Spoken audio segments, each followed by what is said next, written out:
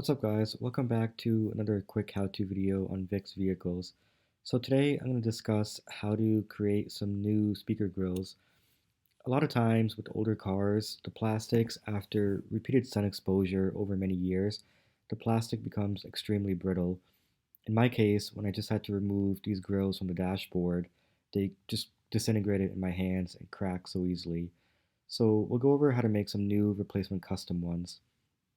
The first step that I did was I just took some thick stock printer paper and kind of put it over the old grill, trace it out with a pencil, and then just simply cut out the shape.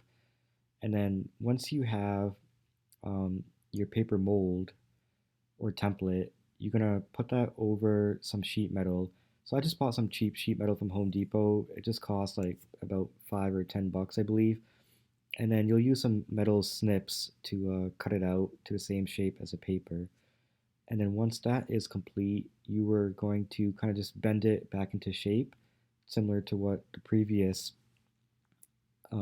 stock speaker grill was. And then just kind of put some tape on it to hold it. And then we're going to cover it with some speaker cloth. Before we add the speaker cloth, we just want to make sure we kind of cut some holes into the sheet metal just to allow the sound to penetrate through. We don't want to block any sound. And once we make the holes, you just want to kind of start from the top and then use a glue gun and slowly begin to wrap the sides. You can see here in the video how I've already, applied glue to the top portion first.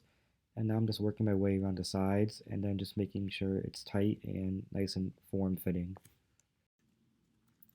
Over here, you can see how we transitioned from the original speaker grill to the sheet metal cutout into the final product. Overall, I rate this as a very easy DIY. It just requires some simple hand tools and materials.